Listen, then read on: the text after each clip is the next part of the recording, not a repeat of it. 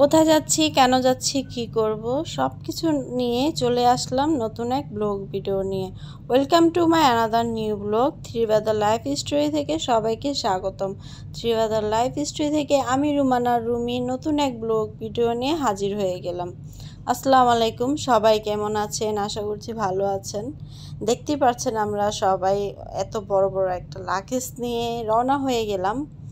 অবশ্যই ঘুরতে যাচ্ছিলাম, সবাই দেখেই বুঝতে পারছেন যেহেতু আমরা এত রাতে বাসে উঠছিলাম। হ্যাঁ, আমরা ঘুরতে যাচ্ছিলাম কক্সবাজার। সবাই একসাথে, আমার হাজব্যান্ডের বন্ধু বান্ধব যারা আছে সবাই এক ট্রিপে এক বাসে যাচ্ছিলাম। এটা পিকনিকের মতো করে, যেহেতু বন্ধু বান্ধব সবাই একসাথে, আর সাথে আমার বোনও জয়েন্ট হয়ে গেল, আমার দুলাভাই জয়েন্ট হয়ে গেল। এতে করে আমার বেশি আনন্দ লেগেছে, যেহেতু আমি কাউকে চিনি না। আর এখানে যেহেতু আমার বোন, আমার ভাগ্নিরা সবাই যাচ্ছিলো, আমার খুবই আনন্দ লাগছিল। আর এই তো আমাদের বাস ছাড়ার জন্য এখানে একটু দোয়া পড়ানো হচ্ছিল। এখানে মোনাজাত ধরা হয়েছিল, এটা আপনাদের সাথে শেয়ার করতে পারলাম না। তো আমরা সবাই একত্রিত দোয়া পড়ে আল্লাহর নাম নিয়ে বাস ছেড়ে দিল, আমরা রওনা হয়ে গেলাম। এটা সবাই মাশাআল্লাহ বলবেন আমার ছোট ছেলেটাকে। তো গাড়ি অনেক দূরে গিয়েছে, তো অন্ধকার দেখতেই পাচ্ছেন। আমার ছেলে আর আমার হাজব্যান্ড ঘুমিয়ে গেল, ওরা সবাই ঘুমিয়েছিল, বাট আমি ঘুমাই নাই।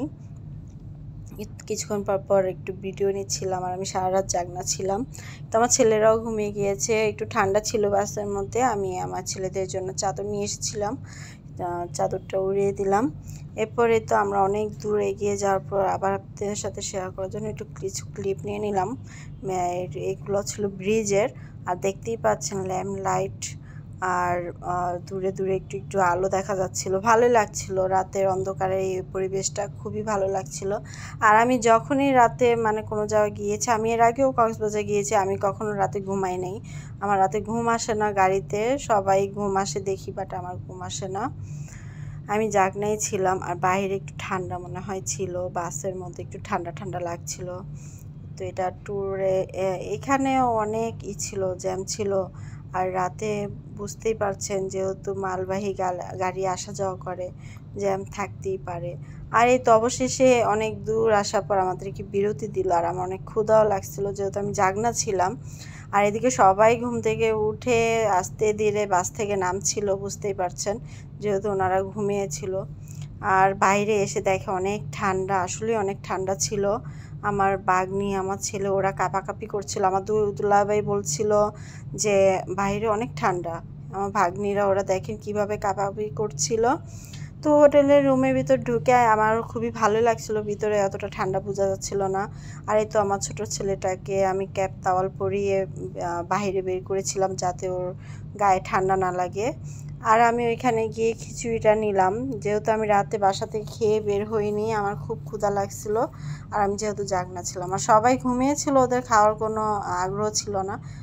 ওরা বাসাতে খেয়ে বের হয়েছিল, আমি খাইনি। আমি এখানে গিয়ে খিচুড়িটা খেয়ে খুব ভালো লাগছিল যেহেতু ক্ষুধা লাগছে। আর এই তো সবার খাওয়া দাওয়া শেষে আমরা আবার রওনার জন্য বাসে উঠলাম। আর বাসে ওঠার পর আমার দুলাভাই আমাকে কফি খাওয়াইছে, খুব ভালো লাগছে কফিটা খেয়ে, যেহেতু আমি সারা রাত ঘুমাই নাই। সবাই আমার ছেলেটাকে মাশাআল্লাহ বলবেন, ও এখন জাগনা। আবার দেখা গেছে বাসের লাইট বন্ধ করে দিলে ঘুমিয়ে যাবে। তো ওকে ঘুম পাড়িয়ে ওকে নিয়ে বসেছিলাম। দেখতে দেখতে দেখতে দেখতে প্রায় ফজরের সময় আমরা চট্টগ্রাম ব্রিজ পার হচ্ছিলাম। প্রায় আজান দেয় এমন আজান দিচ্ছিল তখন কিছু কিছু জায়গায়। তারপরে তো ভোরের এই আবহাওয়া দেখতে দেখতে যাচ্ছিলাম, ভালো লাগছিল। আর এই যে চট্টগ্রামের নদীর সাইডে যে আপনার লাইটিংগুলো, এগুলোও খুব ভালো লাগছিল দেখতে। আর এই ব্রিজটা অনেক সুন্দর, আমি শুধু দেখলাম ব্রিজটাকে।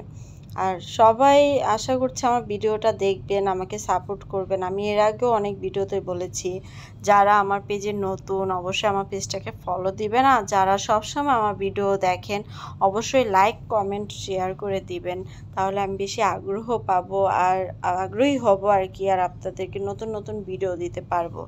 আর এরকম পরিবেশ, এরকম আবহাওয়ার ভিডিও দেখতে কার না ভালো লাগে বলেন। আমরা তো সবসময় বাইরে যেতে পারি না, কিছু কিছু ভিডিও আছে, দেখলে এত ভালো লাগে। আমি নিজেই অনেক ব্লগ ভিডিও দেখি, আমার খুবই ভালো লাগে। আর এই তো দেখতে দেখতে দেখতেই পাচ্ছেন আলোকিত হয়ে গেল। আর এখানে কুয়াশা ছিল, অনেক ঠান্ডা ছিল, আর যেহেতু গাছগাছালি জঙ্গল অনেক, এগুলো দেখতে দেখতে যেতে ভালোই লাগছিল, কিন্তু অনেকটা ঠান্ডা ছিল। আবার টেনশন করছিলাম যে কক্সবাজার গিয়ে নাকি আবার ঠান্ডা পাই, এরকম একটা টেনশন ছিল। তো যাই হোক, ওইখানে গিয়ে তো একটা ঠান্ডা পাইনি, রোদ ছিল। তো এই তো যেতে যেতেই মাঝখান দিয়ে রোদের দেখা পেয়ে গেলাম, রোদ দেখে আমি খুশি হয়ে গেলাম। আর রোদের বাসের মধ্যে যখন রোদটা পড়েছে তখন একটু গায়ে আরাম লাগছিল, যেহেতু সারা রাত একটু ঠান্ডা ঠান্ডা লেগেছে। বুঝতেই পারছেন বাইরে খুব কুয়াশা ছিল, যেটা মোবাইলে মানে ক্যামেরাতে আসে নাই। আর নিজের চোখে যে সৌন্দর্যটা দেখা, এটা ক্যামেরাতে কখনোই আনা যাবে না, বিশ্বাস করেন। আর যারাই কক্সবাজার গিয়েছেন তারাই জানেন যে কতটা আনন্দময় একটা জায়গা।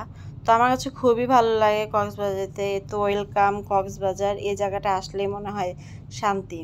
তো সবাই ভালো থাকবেন, সুস্থ থাকবেন, থ্রি ব্রাদার্স লাইফ স্টোরির সঙ্গে থাকবেন। আজকের ভিডিও এই পর্যন্তই। আল্লাহ হাফেজ।